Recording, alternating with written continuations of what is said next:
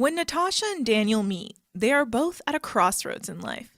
With just 24 hours before her family is deported from the U.S., Natasha wrestles between love and logic while the two spend the day together discovering a magnetic chemistry. Fall in love at first sight with this modern love story starring Yara Shahidi from TV's Grownish and Riverdale's Charles Melton. Do you think you could fall in love in 24 hours? The Sun is also a star. Only in theaters on May 17th. There were multiple times the search parties came here and scoured the bluffs with fancy helicopters and airplanes and boats and everything else. But in the end, what really was the ocean stirring things up and calming down again, and then diligent people looking. No one that I know of witnessed the accident. That's the word. Every time I go by there, I think of those poor kids. It's the part about those kids losing their life that I think of the most. Because even though all of it and all the search and rescue and all the people who came here, what I remember is, because I'm a father, the most important thing is that those kids don't go home and they don't have a life. So I don't know what happened, but I know that that's the end result of all of it. That's Valentine Hale, also known as Val. He's the owner of Val's Towing and the Westport Community Store, which is the social hub of the town where the Harts died. He had a bird's eye view of what happened in the aftermath of the crash. It turns out Justine and I weren't the only ones who couldn't stop thinking about this case. People from as far away as Italy and Australia wondered what had happened to the Harts and were worried about Hannah and Devante, whose whereabouts were still unknown. But in January 2019, almost 10 months after the crash, officials announced that a foot discovered near the crash site belonged to Hannah. Devante's body has not been found. From Glamour and How Stuff Works, this is Broken Hearts. I'm Liz Egan. And I'm Justine Harmon. Our focus was on finding the kids because the mainstream media did not seem interested and there wasn't a lot of articles about it. And I thought, how can they just be erased? That's Amy Atlas, who started a Facebook group called Finding the Missing Hart Children and Honoring the Hart Children back in April. The Hart story piqued her interest, mostly because she felt there wasn't enough urgency to the search for the missing kids. Amy's group now has 274 members. There are other groups, so many others. Hart Family Case Discussion, which has 1,411 members. Hart Family Case Discussion, this time in all caps, with 170 members. What happened to the Harts? Their history, the crash, the kids. 490 members. Hart Family Crash Theories, 101 members. And Let the Heart Shine, a 223-member closed group for people who, quote, loved, knew, or were connected to the Hart family in some way. In order to get into this one, you have to explain how you knew the Harts. Lauren and Liz tried and failed. Apparently, it wasn't enough to have examined every photo, read every article, and even taken a virtual tour of their house via an old real estate listing. Because no matter how much we felt like we knew the Harts, we didn't actually know them at all. Last spring, I joined 2 Facebook groups. At the time, they were at peak activity.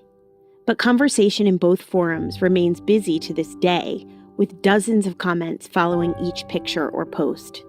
In both groups, there's a lot of discussion about adoption, about Jen and Sarah's history of child abuse, about whether or not they were racist, and about whether or not the drive over the cliff was premeditated or spontaneous. Did Sarah know what Jen was planning to do? Was one of them terminally ill? Members even reached out to the DeKalbs about organizing a search party. They debated about the Harts' financial situation, their clothing, their smiles, their sleeping arrangements, the contents of their refrigerator, their decor, and even why Jen and Sarah let their chickens roam free in the house. For months, I read every post and all the comments in both groups.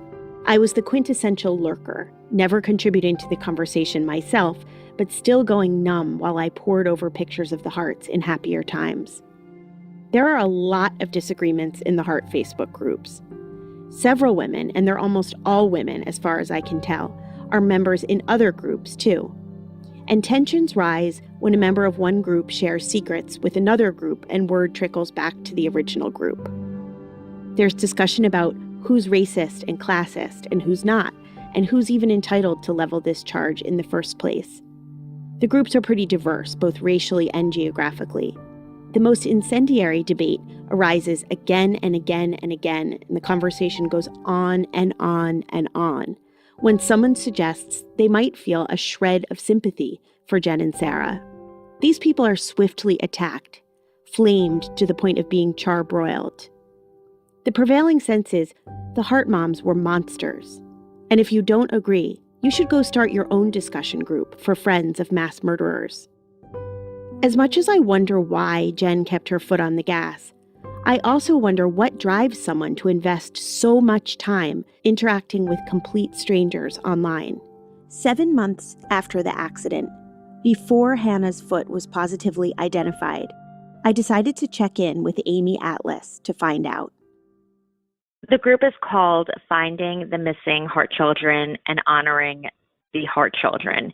The short-term goals were to find Sierra, Devontae, and Hannah. Now, Devontae and Hannah, since Sierra has been found, and also honoring all the children for the abuse that they endured and so that they did not die in vain through longer-term solutions such as, homeschool regulations or adoption reform.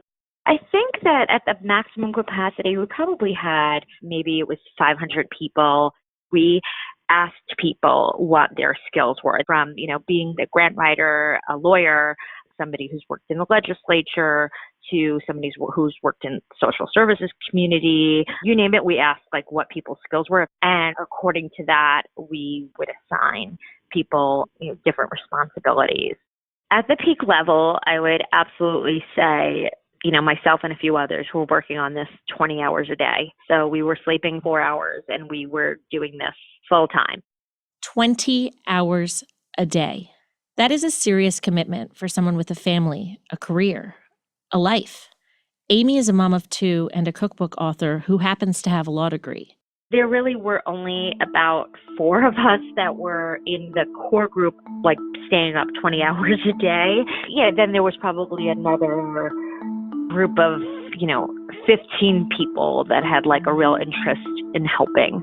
We were calling all of the counties every single day to all the different county sheriffs to find out what was happening with the search. That was all the counties that Jennifer and Sarah drove through in Washington and Oregon and California. From calling there to having correspondence with the FBI, we also tried to organize peaceful protests and also create media awareness so the story didn't die. We created flyers for them and put them all over everywhere we could on the web, from Facebook pages to emailing different influencers and asking them to speak out.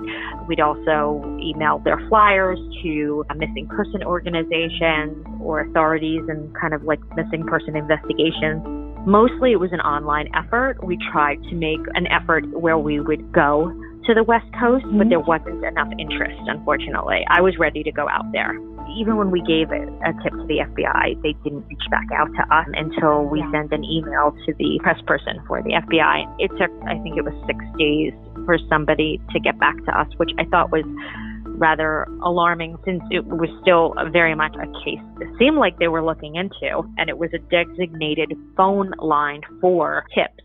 The FBI still has a site soliciting information about the Hart crash, and the messaging on there includes a warning that tips may not be followed up on.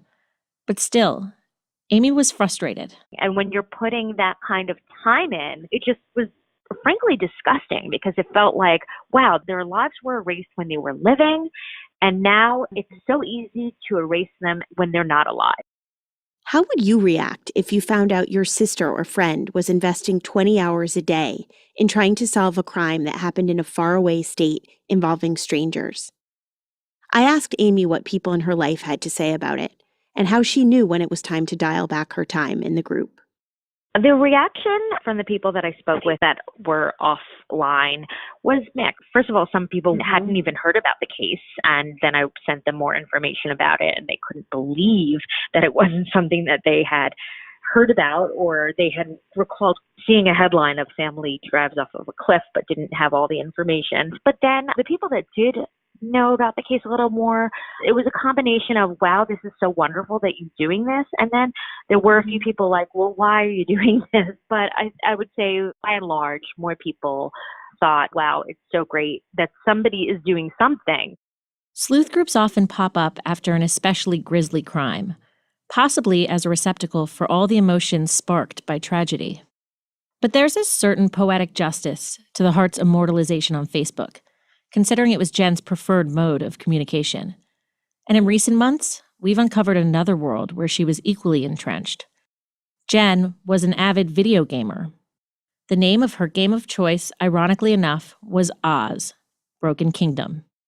She played for hours on end while Sarah was at work. That may explain why Devante told Dana DeKalb that his moms weren't really paying attention to what went on at home. Jen was a guild leader, which is kind of like being a team captain, and she kept meticulous handwritten notes of her players' moves. Investigators found pages and pages of them when she died.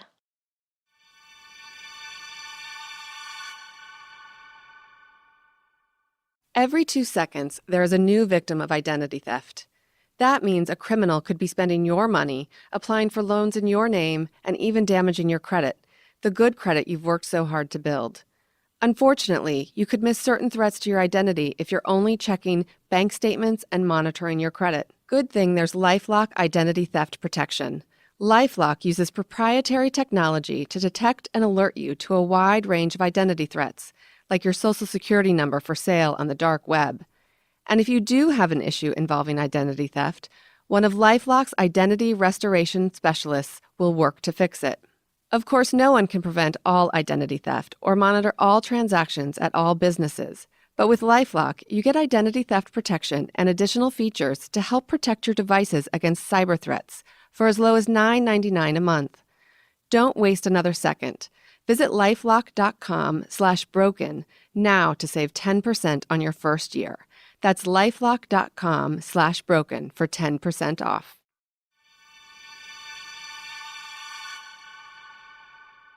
We're about to hear from Drew, who knew Jen through the gaming world. He asked us not to use his last name. If my employer knew the amount of hours I dedicated to gaming, I would be fired. Drew met Jen when they were both playing Oz and ended up in the same clan. If you're a gaming novice like us, you might be wondering what in the world this means. Online gaming offers social components, at least the best games do. And to foster this social environment, they've created these entities called clans. And usually clans consist of about 50 people. And you join a clan, and then you compete against everyone else. And in joining a clan, the benefit you gain, of course, is obviously the social component. In order to keep you hooked, gaming developers understand they have to foster that social environment. So what they'll do is offer you rewards in-game for being part of a clan. And so to put it simply, if you're highly competitive and you also happen to like people on any level, then you will definitely join a clan because it's the only way to really win. Jen was a co-leader of the clan that I happened upon, and she was good. And by good, I mean she developed relationships very quickly with people. With all clan members, she got to know them on a personal level, talking to people, making sure everyone's good. And Jen really shined when there was a newcomer. If someone didn't know how to conquer a particular part of the game, that was her wheelhouse. She loved the bird with the broken wing.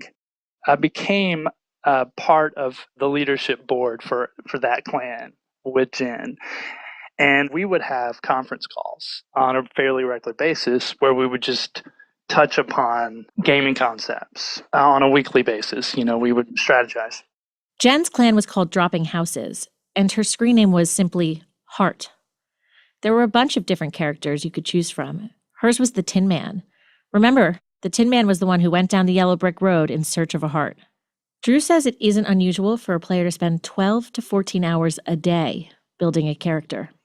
There's opportunities in these games where you could have hours, endless hours of intense concentration. There would definitely be weeks where, just judging by her rank, it was clear that she had spent a ridiculous number of hours.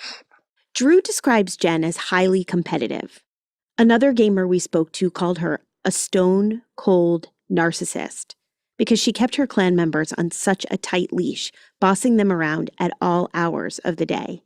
It was common for Jen to sit near the top of the rankings. Not just the clan rankings, but the individual ones, which is a bigger deal. Team members teased her about how she was the first to crack a really complex part of the game. Drew told her she must have developed a diagram to figure it out. In fact, she had.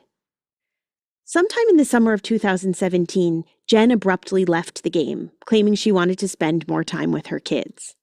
Drew believes her hasty departure was because of a conflict with a fellow gamer who she believed was cheating. Jen refused to continue on if he stayed in the clan. And when he didn't leave, she signed off the chat with a picture of her kids at the beach. She would consistently show photos of her with her kids, in the woods or at the beach or wherever in clan chat, and talk about these escapades that they've gone on or that they are planning. She talked ad nauseum about the fact that they were adopted, but far more than that, even just the amount of oppression that she experiences because she is the mother of Black children. Jen and Drew spent hours chatting about everything: the game, politics, their families. But he says there was one subject that never came up: Sarah. She never once, and I'm talking like 6 months of consistent talking, she never once mentioned her wife, Sarah. In personal communication with me or in the clan chat, she never mentioned her sexual orientation to me, for whatever reason. Drew happened to check in with Jen shortly before she died. We had both left the game. I hadn't talked to her in several months, and I just reached out to say, hey, see how things were going. And in that conversation, we got around to talking about our real life personas a little more. She once again cited a scenario where she was oppressed. She'd been grocery shopping with the kids, and a person in line, gave her a nasty look because of what she believes. She believes it was because of the color of her kid's skin. Yeah, she illustrated that in far more words, but that was the basic gist of it. And I really did sympathize with her. Like, it was clear that because she talked about these scenarios so often, like, it was pretty clear that she was being hyperbolic, but Jen was just such a fun personality, you couldn't help but give her the benefit of a doubt. So I'm like, this is absurd. I can't believe you're enduring this again. In retrospect, I'm convinced that almost none of it actually happened, and that, I guess I should preface this by saying I've never met anyone like Jen. I think she became so fixated on this persona that she really did become convinced of it herself. And, when she's following these statements up with these photos of her precious children, like, it pulls at the heartstrings. Drew has 5 young kids, so he and Jen bonded about the challenges of living in a crowded house. Her message to him: enjoy it while it lasts. He says he got the impression that she missed being able to control her kids. Who doesn't when they have teenagers? We wondered, did she ever talk about her kids being delayed? The way she communicated it to me was more focused on the idea that they were developmentally delayed when she adopted them. But thanks to her efforts, they've come so far. They're different people. They're better people. Of course, the bird with the broken wing. This sounds like the Jen we've come to know. We wondered if Jen talked about the kids' futures with Drew. Never once. To read now that she was reportedly depriving them of food, like, it is infuriating. like not just to me, but to all of us who spent so much time online with her, because we can't help but think that the hours that she was devoting to us and to our clan and to our game, the money that she was devoting to the game, it should have gone to the children. When I realized that she was a homeschool mom, I'm like, there's no way in hell those kids are learning. I mean, really, it's impossible with the amount of time she's spending on this game and with the gaming community. It's impossible that 6 kids could be learning. Like many people who thought they knew Jen Hart, Drew has really struggled to figure out why she did what she did. Her life had become wrapped up in this image that she so carefully crafted. This image of her as this doting mom and champion of racial reconciliation. Her life had become so identified. She had identified herself by this cause, if you will, that when she came to grips with the fact that it was all going to fall apart, strangely enough, I think she took the same approach that she took with that guy in the game. It was like, okay, it's either him or me. But in this case, it's all of us. Either I get to maintain my image, my preferred image, or none of us get to maintain anything at all. Drew also points a finger at video games, which give players a quick hit of dopamine they come to crave. He describes this phenomenon as, quote, an endless rewards-based experience. I think about the Vegas shooter, and his motive has been so elusive. He was spending even more absurd hours and money pulling this random number generator, seeking these flashing lights, this dopamine hit. And I think, in my experience, the more I played, the less impressive the real world proved to be. I have been described, I hope in some sense justifiably, as a pretty great dad, like a very involved dad. Like I really do take my kids. My wife and I both are very active with our children. We love to go hiking. We love to play sports. The list goes on and on. But it's strange. Like, the more I played, the more in-depth I got into the game, the gaming experience, the less interested I was in playing catch with my son, the less interested I was in spending time with my wife. And I really like her. Like, I really do. She's great. But I was addicted, truly addicted to the highs that the game provided. And then on top of that, I didn't want to let my clanmates down, and I wanted to win, and I didn't want to let Jen down. When real life gets more stressful is when the temptation to escape into this alternative life becomes stronger. The game is not the cause. I think the game just creates conditions that perhaps contribute to acts like the Hart crash or the Vegas shooting.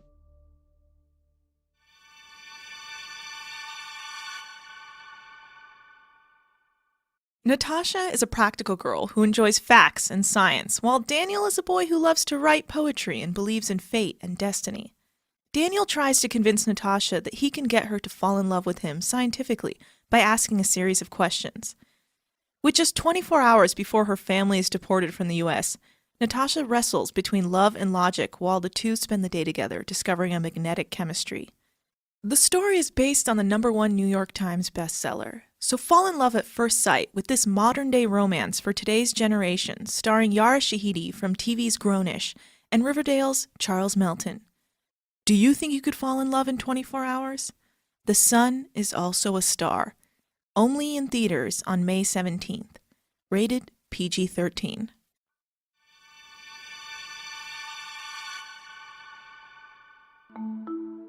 So maybe Jen was running away from her real life, from her 6 growing kids who had little to no education and uncertain futures, into the arms of Facebook and video games. It's sad if you think about it. Of course, you wish someone had heeded the calls of the kids, but you also wish Jen had gotten some help, let someone come into the house and keep her company, taken a walk with a friend, talked to a therapist, joined a support group for adoptive parents. Would any of this have made a difference? A source close to the family agrees that Jen needed help. This person says, I think that this whole thing comes down to, She was always trying to fix everybody else and make herself look good, when in fact she was the one who needed the help. Of course, all of this begs the question, where was Sarah? Of all the people we've spoken to, her Kohl's colleague Cheryl Hart is the one who knew Sarah best. She had said that they used to just always go out, go to concerts, they would go to shows, and Jen was always really happy all the time and stuff. And now Jen was just really closed off and she was tired all the time and she had migraines. When Cheryl would press for details about medications Jen might try or whether or not she was seeing a doctor, Sarah shut down the conversation. She'd get personal, but only to an extent. And while Sarah was willing to acknowledge that Jen might be suffering from depression, she definitely didn't want to get into specifics. Other details Cheryl remembers. The Harts had a family library, but the kids were only allowed to check out 2 books at a time. Jen never slept in a bed. She always fell asleep on the couch in front of the TV. She also wouldn't let Sarah wear her hair in a ponytail. None of this paints a portrait of the happiest marriage. Jen had some sort of online game that she ran through Facebook. That was her escape ever since kind of like the whole thing went viral with Devontae. Yeah, she didn't want to do the trips or the concerts or any of that stuff. So she kind of did the virtual world because she did call the store one morning. It was before we had opened. So the call came to my desk. I had answered the phone and it was a woman on the other end and they had asked to speak with Sarah Hart and I placed her on hold and I told Sarah it was for her. And Sarah had gone into a complete panic. And she had gone into an office and shut the door. And she came out about 10 to 12 minutes later. And she had told us that it was Jen that was on the phone. And she was upset with her because Sarah had not done her part of that game for the day, setting up something. And Jen was really upset because it was really important that Sarah do whatever it was that she was supposed to do for that game. She was really upset. She had told Sarah that that was her only out, that was her only reason for living, and there was no if she wasn't going to help her through that, then there was no reason for her to exist anymore. She just kind of gave me this look of kind of like fear. And I remember making this comment like, you're like an abused wife. And she just kind of gave me this look like, no kidding. And it just kind of like the whole tone kind of changed after that. It was just like, okay, something's not right. Would Cheryl have responded differently if Sarah had described this kind of controlling behavior coming from a man? Now it's like, oh, well, you're lesbians. You guys can do whatever you want. And then you try not to delve into their personal relationship and you don't know what boundaries you can cross. Cheryl says Sarah was very open about her marriage to Jen. She didn't try to hide the fact that she was married to a woman. In fact, she says Sarah probably used the word wife 100 times a day, to the point where other colleagues teased her about it. She could never say Jen. It was always my wife, my wife, my wife. And it was like, she rarely ever called her by name. We just always thought it was funny because it's like, I didn't go around saying, well, my husband this, my husband that. Cheryl says Sarah talked about what it was like to work long hours and then go home and take over from Jen, who'd been alone with the kids all day. Cheryl got the impression that Sarah did most of the cooking. Sarah was also open about the pressure of being the breadwinner. She carried most of the credit card debt, which Cheryl says was the result of everyday expenses and home renovations. Sarah's unpaid balance was over $14,000 as of March 2018, and Jen's was about $2,000, according to a report released after their death. Not astronomical, but enough to keep you up at night if you're supporting a family of 8 on $45,000 a year and you're about to lose your monthly stipends for adopting kids out of foster care. Sarah made a payment to her Discover card early on the morning of the crash, which suggests she didn't know what was going to happen later. The payment also could have been an automatic one. Some Facebook sleuths speculate that the Harts decided to end it all because of their debt. But while $14,000 is no joke, the bank wasn't foreclosing on their home, and it doesn't seem so insurmountable that Jen would kill the whole family. Another persistent theory, that one of the Hart moms was terminally ill. In a Facebook status update, Jen vaguely blames health issues for a months-long hiatus, but nothing in our interviews and the Harts emails and paperwork points to any kind of physical illness. It doesn't seem like such a big leap to say Jen suffered from depression.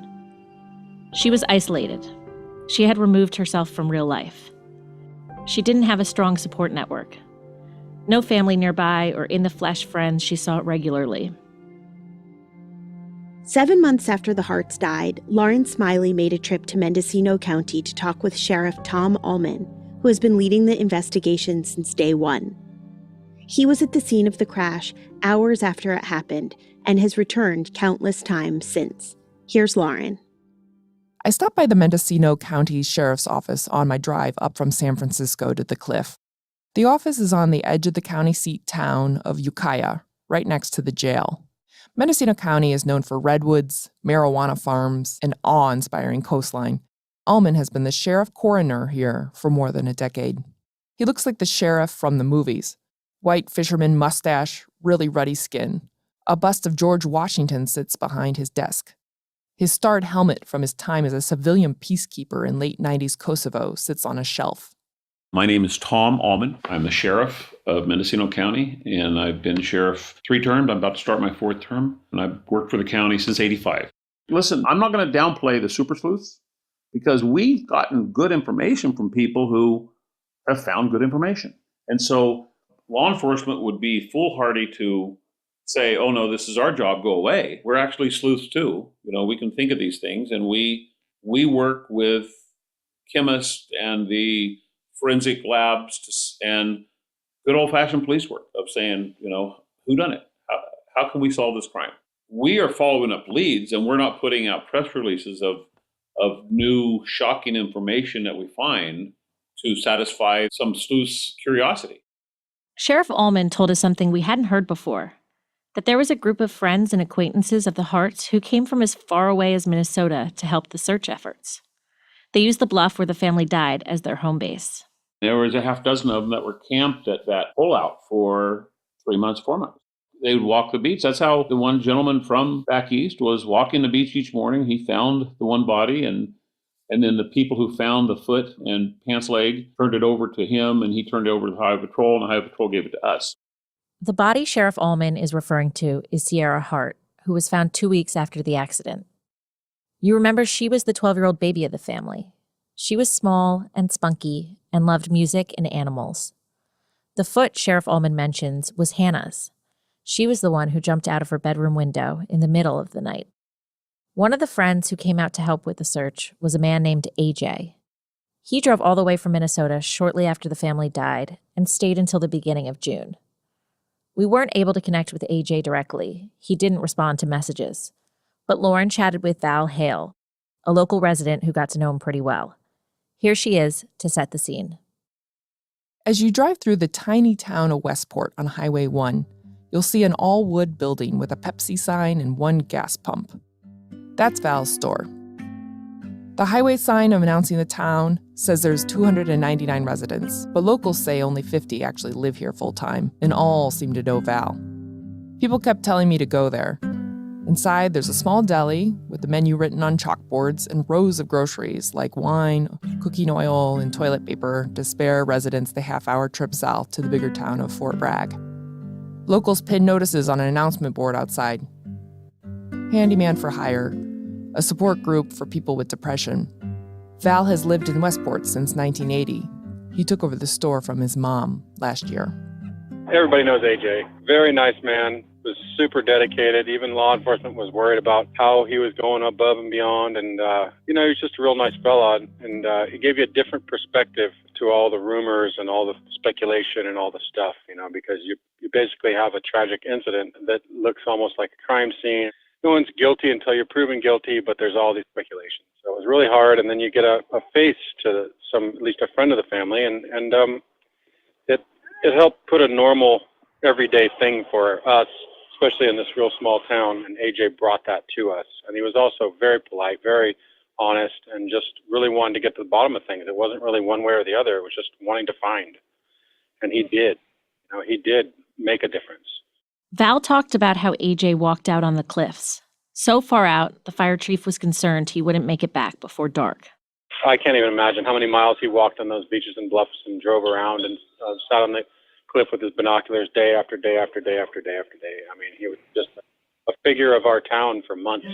You know, once you become a part of a little community like this, it's not like Fox News where they come up and set up their stuff and then, you know, go home. This was a whole different thing, and it was interesting.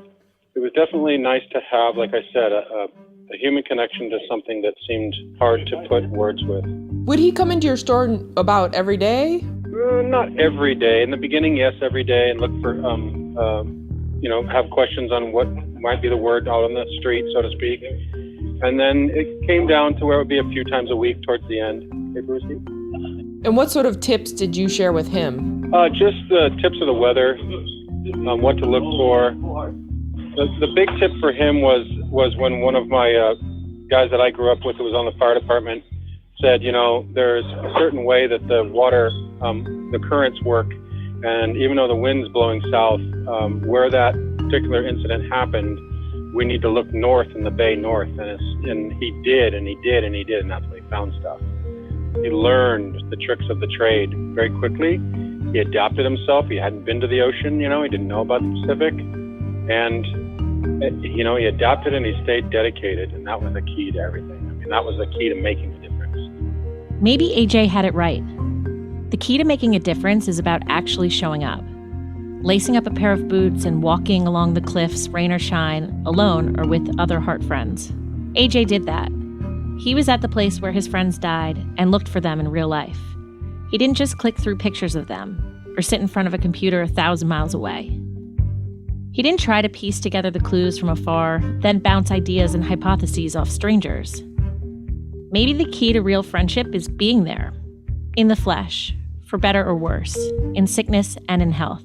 As Val said, some people look for crowds, and some people look for lonely places. If we've learned one thing from the Harts, it's this. There are lots of lonely places in the world. Too many.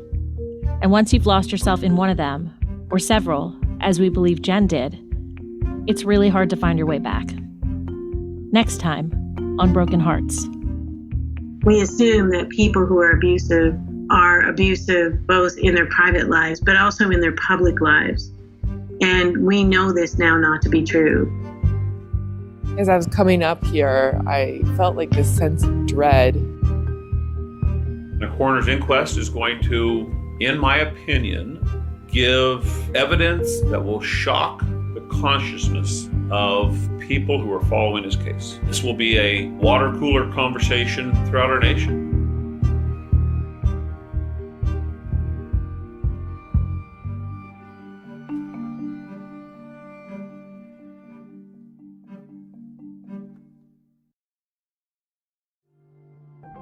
If you suspect a child is being abused, call 1-800-4ACHILD.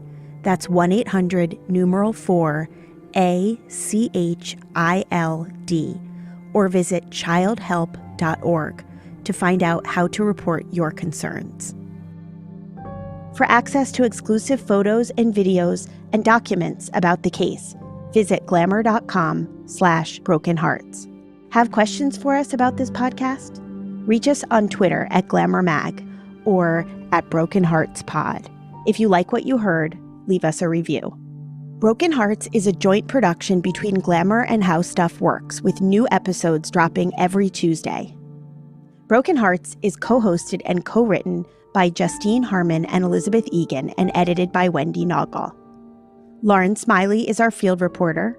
Samantha Barry is Glamour's editor-in-chief. Julie Shen and Deanna Buckman head up the business side of this partnership. Joyce Pendola, Pat Singer, and Luke Zaleski are our research team. Jason Hoke is executive producer on behalf of How Stuff Works, along with producers Julian Weller, Ben Kiebrick, and Josh Thane. Special thanks to Jen Lance. We've spent a lot of time on Broken Hearts trying to figure out what happened to the Hart family, what evidence the authorities collected at the accident, and more. There's another podcast that does this for some of the most controversial cases out there. Is the suspect's motive really what it seems? Is a case really open and shut? Each week, the Parcast original podcast, Not Guilty, examines these cases and tries to determine why solid evidence doesn't always lead to conviction. For example, the police considered the evidence against Casey Anthony in the disappearance of her daughter Kaylee as convincing, but defense attorneys classified it as fantasy forensics, and she was ultimately acquitted of Kaylee's murder. Amanda Knox served 4 years in an Italian prison for murder before later being acquitted. Was the media portrayal of Knox the profile of a killer or a character assassination? And in the Central Park 5 case, what led jurors to make wrongful convictions despite DNA evidence showing none of the suspects were involved? Not Guilty will examine these cases and more. Search for and subscribe to Not Guilty wherever you listen to your podcasts. Again, search Not Guilty or visit parcast.com/notguilty to listen now.